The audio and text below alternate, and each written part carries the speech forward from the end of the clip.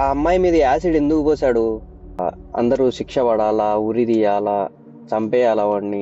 ఆ పిల్లకి ఏదో న్యాయం జరుగుతుంది, లేదంటే వాళ్ళ అమ్మా నాన్నకి ఏదో న్యాయం జరుగుతుందని మీరు అనుకుంటున్నారా? Hello, welcome back to my channel friends, Jabir's journey. ఇంతకుముందు షార్ట్ ఒకటి పెట్టిన్నాను, యాసిడ్ పోసి చేసిన దాని గురించి. నిన్న ఫిబ్రవరి 14వ తేదీ. దాంట్లో నాకు అంటే చాలా మంది ఫ్రెండ్స్, నాకు తెలిసిన వాళ్ళు, అరే ఏందా అట్లా పెట్టినావు షార్టు,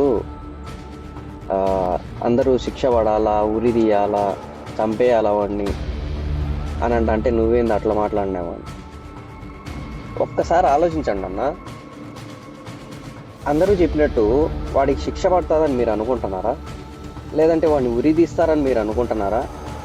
లేదంటే వాడిని చంపేస్తే ఆ పిల్లకి ఏదో న్యాయం జరుగుతుంది, లేదంటే వాళ్ళ అమ్మా నాన్నకి ఏదో న్యాయం జరుగుతుందని మీరు అనుకుంటున్నారా? సింగిల్ పాయింట్ అంతే అన్న. నేను అనుకున్నది అంటే, ఇలాంటి ఆలోచన ఎవరికన్నా వచ్చిందో రాలేదో నాకు తెలీదు, బట్ నాకు వచ్చింది కాబట్టి నేను చేశాను. దీంట్లో ఏదన్నా తప్పుంటే నన్ను క్షమించండి. నాకు తెలిసి ఆ తల్లిదండ్రులకి, ఆ అమ్మాయికి న్యాయం జరిగేది ఈ ఒక్క పని జరిగితేనే న్యాయం జరుగుతుందని చెప్పి నేను అనుకుంటున్నాను. నాతో పాటు ఎంతమంది అనుకున్నారో, ఎంతమంది అనుకుంటారో కూడా నాకు తెలియదు.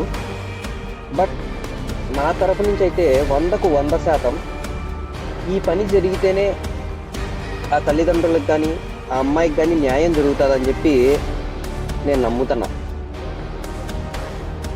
అది ఏమి అంటే, ఇప్పుడు వాడు ఆ అమ్మాయి మీద యాసిడ్ ఎందుకు పోసాడు?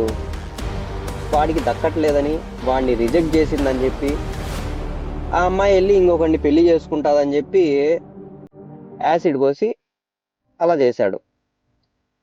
సో ఇప్పుడు యాసిడ్ పోసాడు, ఇప్పుడు వాడికి దక్కుతుంది కదా. ఈ అమ్మాయి వాళ్ళ తల్లిదండ్రులు ఆ అమ్మాయిని పిలుచుకొని పోయి వాడి ఎదురుగా కూర్చోబెట్టి పెళ్లి చేసుకోరా ముఠాల్, అంటే బూతులు వేరే కూడా వచ్చినాయి, కంట్రోల్ చేసుకున్నా, ఆపుకున్నా. పెళ్లి చేసుకోరా ముఠాలంటే ఇప్పుడు దక్కుతుంది కదా. ఇప్పుడు వాడికి ఆ అమ్మాయి పెళ్లి చేసుకోవాల్సిందే కదా. సో చిన్న రీజన్, చిన్న లాజిక్ అన్న. అప్పుడు నాకు తెలిసి ఆ అమ్మాయికి న్యాయం జరిగినట్టు ఉంటుంది, ఆ తల్లిదండ్రులకి న్యాయం జరిగినట్టు ఉంటుంది. వాడికి ఇంకా అమ్మాయి కావాల్సిందే కదా. వాడికి దక్కదని చెప్పి యాసిడ్ పోసినాడు, ఇప్పుడు వాడికి దక్కుతుంది కదా. ఈ చిన్న లాజిక్, దాన్ని లాజిక్ అంటారో లేదంటే ఏమంటారో నాకు తెలీదు. సో ఈ విషయం ఎంతమంది ఒప్పుకుంటారో ఒప్పుకోరో కూడా నాకు తెలీదు. బట్ నా మైండ్లో ఒక తండ్రిగా నాకు వచ్చిన ఆలోచన అది. ఎందుకంటే ఇప్పుడు న్యాయం కావాలా. ఆ అమ్మాయి చనిపోయి అంటే ఆ కథ వేరు, వాడు చంపేసింటే ఆ కథ వేరు. బట్ దురదృష్టవశాత్తు దురదృష్టవశాత్తు ఆ అమ్మాయి బతికింది.